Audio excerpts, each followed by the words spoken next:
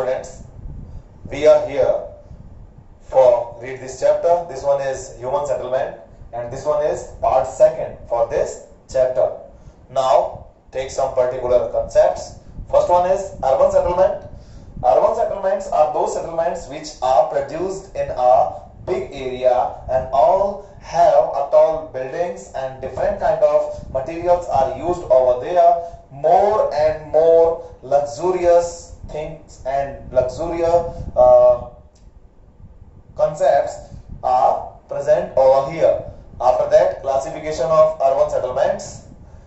Different kind of urban settlements we have. Some big settlements, some small settlements on the basis of their investment and on the basis of their categories. After that, we are talking about population size. Population size are very big concept for any kind of urban settlement. Different countries have different population concepts.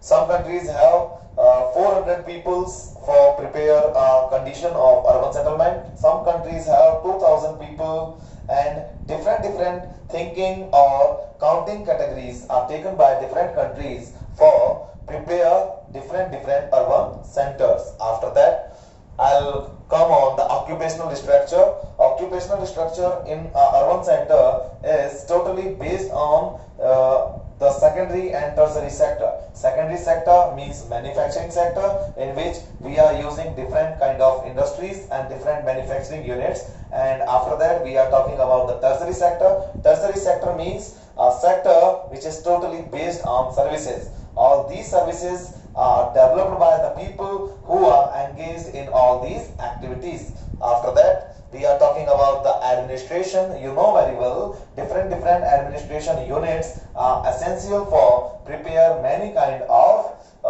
strategic values in cities.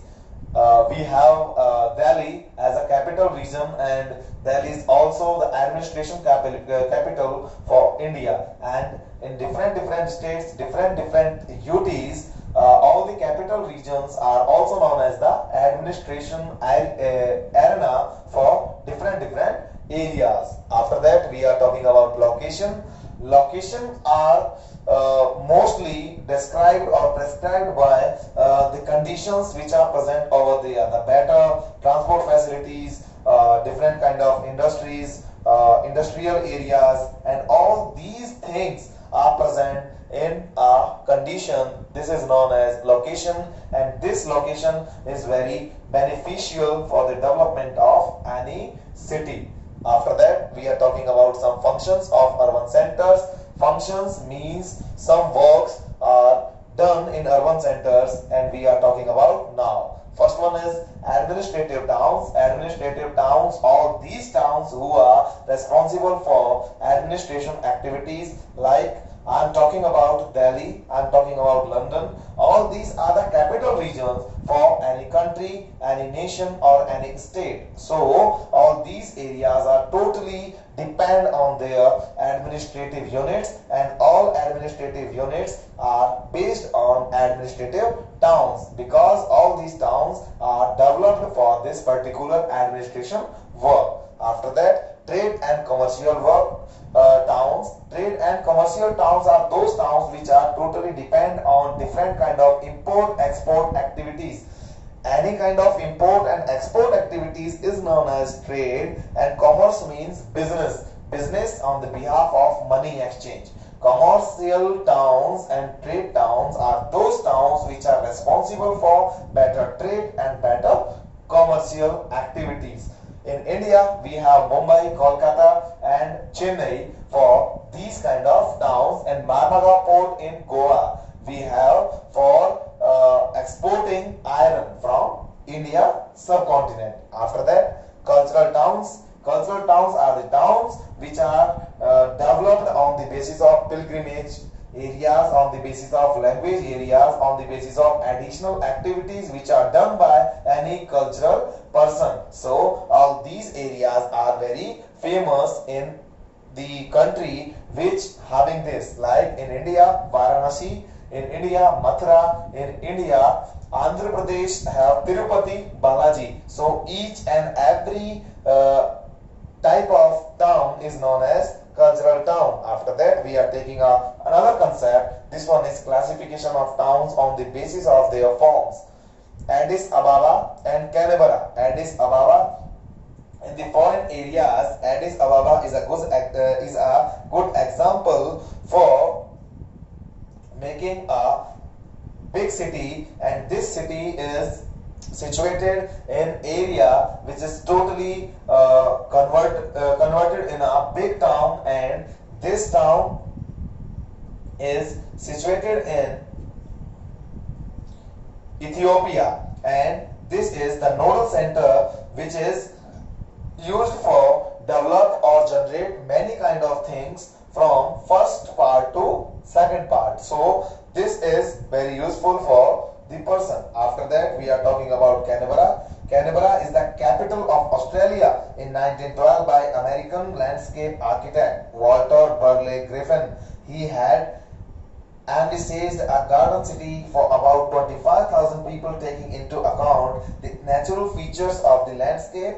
There were to be 5 main centers, each with separate city functions. During last few decades, the city has expanded to accommodate several satellite towns which have their own centers. The city has wide open spaces and many parks and gardens. So, for their different structural values and different ideologies for different conditions and ideologies for making many big buildings in Canberra, this one is famous. After that, we will again come on the types of urban settlements. First one is town. A small city is known as town.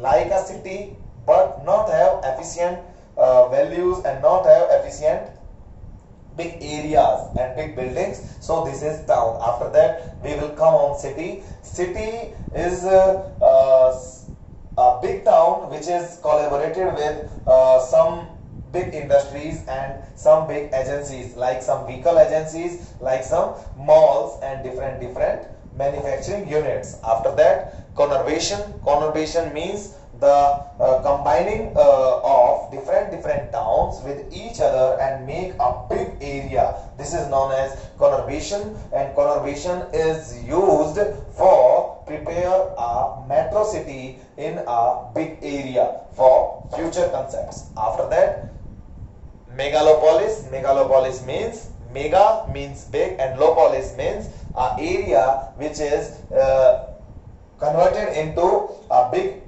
unit which have all and each type of facilities and a big transformation for life. After that, million city are those areas which have a condition of a big population and big circumstances for prepare a big city. After that, distribution of megacities on the behalf of their population sizes and on the behalf of their work patterns and working methodologies. All these megacities are divided within. After that, problems of human settlements. Each and every concept of this world and each and every unit of this world have different kind of problems, and all these problems are given here. First one is economic problems on the basis of different commercial ages and on the behalf of trade and commerce. Many kind of problems facing in urban areas by the population who live there. After that, socio-cultural problems. Different communities, different peoples are lived together and created big problems for each and other by using some cultural concepts for create value for their particular religion, and these kind of problems are very big and common in cities. But in cities, all these problems are rectified with normal concepts. After that, environmental problems. Many kind of fumes and many kind of different smokes and noise pollution, water pollution created by industries which are situated in urban areas. So all these areas and urban conditions are very responsible for making these kind of problems which are based on environment. And you know very well, environment is totally based on the activities which are done by humans and human beings. So in the last of this particular chapter, we are talking about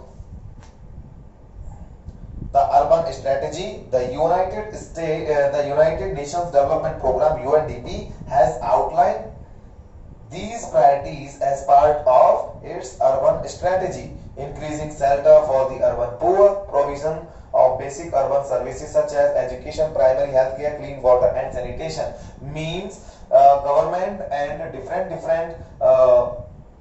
policy holders and strategy makers want more and more evaluation and more evolution in the condition of the cities and the condition of the world. So each and every type of strategy made by UNDP or different peoples are useful for urban settlements for improving their life and improve their conditions. So that's all from